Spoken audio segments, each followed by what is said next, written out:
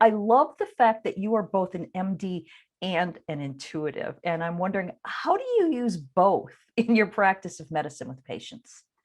It's my great honor to be able to integrate my scientific knowledge and my 14 years of medical training at UCLA, at USC, at the Veterans Administration, all that linear, wonderful training with my intuition.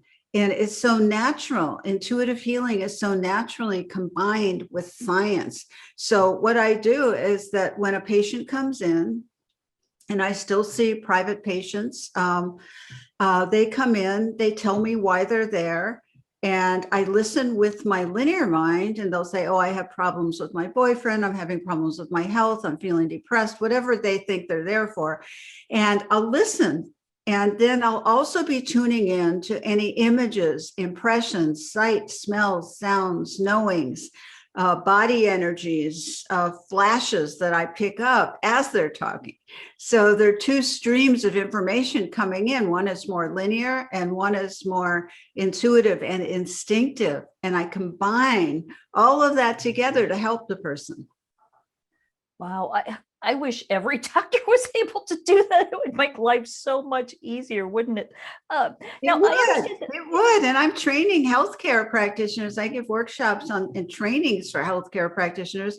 So little by little, more and more people are, opening up to having the skill set to do this. It's a skill set that's learned. Mm-hmm. So it isn't just a supernatural power. It's a skill set that's learned. Though some people might be more talented than others or have an innate talent for it. Some children are just born intuitive. Others have to work a little harder to develop it, but everyone can develop their intuition. If you're listening and you feel really out of touch with your intuition, you can just restart now by just getting quiet, tuning in, and finding that inner voice. Because it doesn't matter how far you've gone from it or how fast your mind is going or how overwhelmed you feel. You can always start again over and over. And I've done that. I do that all the time. If I'm off, if I feel out of touch, I'll stop, hopefully sooner rather than later. I'll stop, start over again to tune in. Always close your eyes, go inward, take a breath, let the mind go by like a ticker tape and refocus on the breath and begin to expand myself beyond my linear mind to something larger. That's the basic intuitive exercise that you must do to shift out of the mind into a more spacious arena where you can hear intuition come in.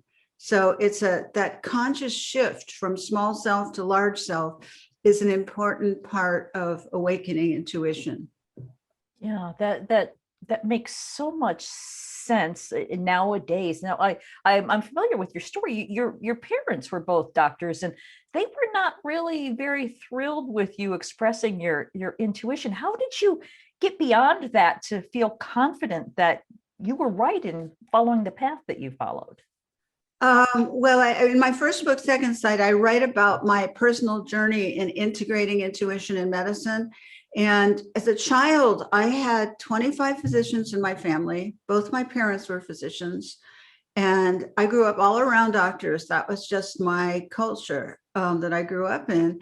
And I was a little girl that was an empath who would sense things, know things, feel energy, often feel overwhelmed by it. I would have dreams. I'm a dream empath. I have dreams that come true. And finally, my mother at age 9 or maybe 10 said to me, never mention another one of your intuitions at home again. So I was forbidden to express it, and that's a horrible, horrible feeling for a child, who has these gifts and who needs to express. It's like a waterfall. It has to keep flowing. It has to keep getting developed and expressing itself, just like a flower growing. But I put a stop to it. And in my early life, I got very heavily involved with drugs to try and squash that part of myself because I did not want to express it. I didn't want to be considered weird. I didn't want my mother to look at me with that horrible, exasperated look like there was something wrong with me. It just was all wrong. So I wanted to run from it. And I did run from it for a little while. And then destiny brought me back, by my parents sent me to this wonderful psychiatrist who was my mentor, throughout my life, from that early point until he passed on. And he helped me see that in order to be whole, I had to integrate my intuitions into my being. There's no way I would be happy or comfortable in my own skin unless I did that. And so when you even have one person who believes in that and who you really resonate with, they can help you. I've been that guide to people. You could find other guides who can be just that person who said, you must, Lisa, you must integrate this part of yourself in order to be whole. And there's no way around it. And it's a beautiful thing. So he was the first person who ever said that. And I go, oh my God, really? As a child, I felt like a weight was lifted because I wanted to be me, but I was so squashed. I was so repressed. I was so careful because I didn't want to rock the boat. I was an only child, so I didn't have brothers or sisters to take the attention away from me. So the attention was on me. And I just didn't want to upset my parents like that. It's just a horrible feeling. But it's very common for intuitive children to go through this. That's why I like telling my story, because it's our job to really support these beautiful, precious, empath, intuitive beings and help them to embrace their gifts, to develop it as they grow older and go through different phases and use them for the good.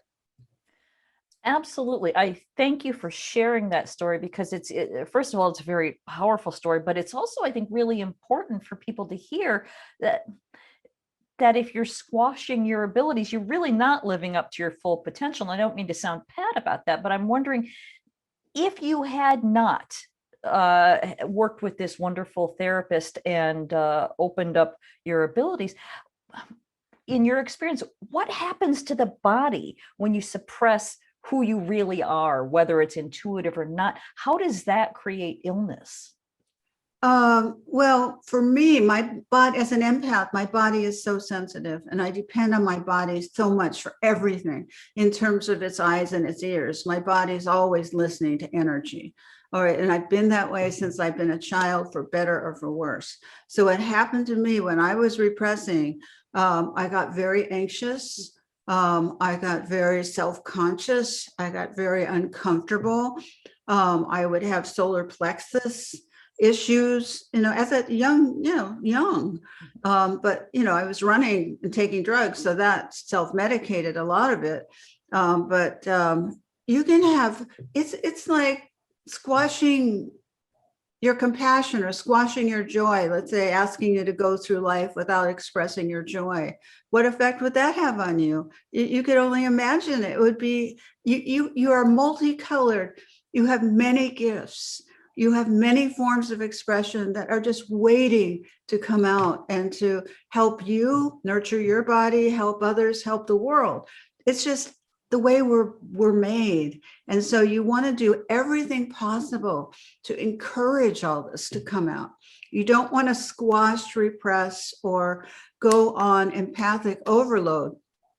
In the Empath Survival Guide, I give you tools, strategies, how to deal with overload and try to avoid it in terms of setting boundaries, centering yourself, tuning into your intuition, going out in nature, going into baths, into water, quieting oneself down. There's a whole program of what you do to incorporate your intuition, to nurture your intuition. It's like a flower. You want to water it and do the kinds of things that your intuition loves and responds to.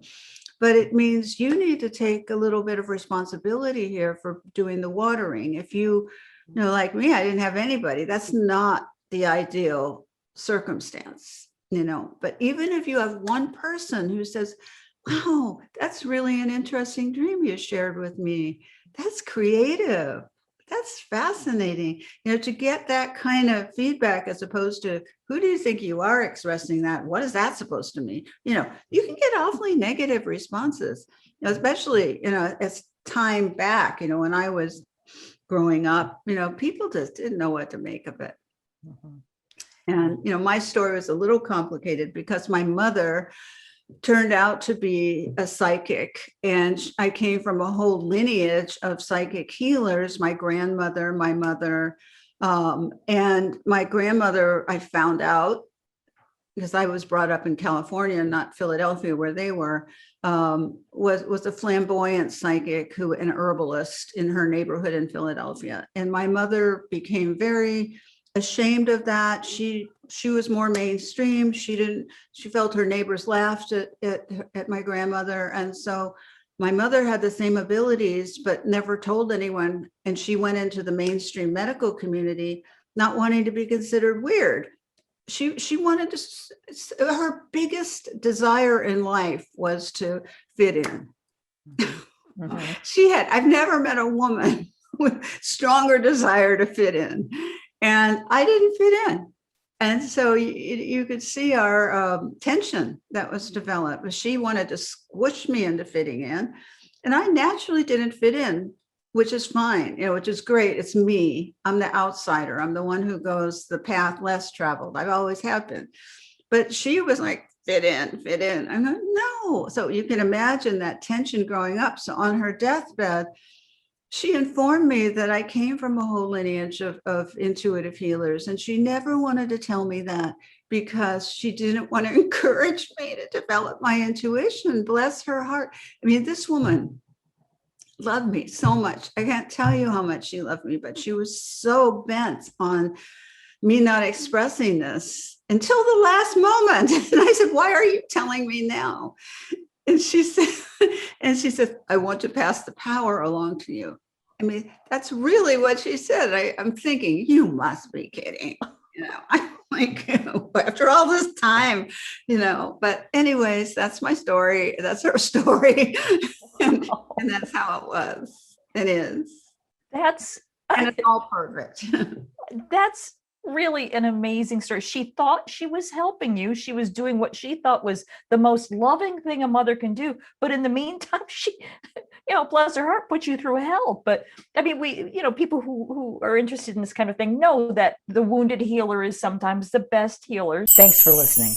Check out Castle Gate, a novel based on my own ancestral healing journey at lisabonis.com. In 1921, 4 men set off from Scotland to the United States. Will Garrock, his brother Pete, his son Willie, and his nephew Thomas, all coal miners. They left behind the miners' rows and the nationwide mining strike with its soup kitchens.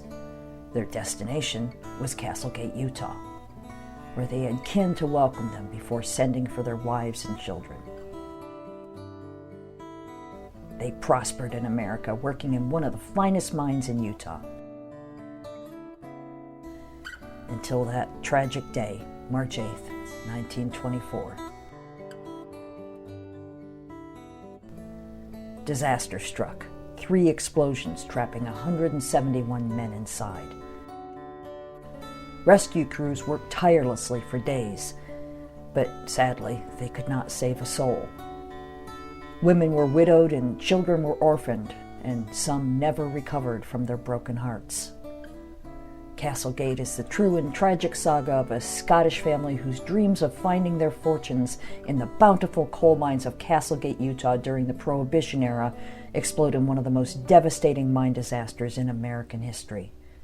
Learn more at lisabonis.com.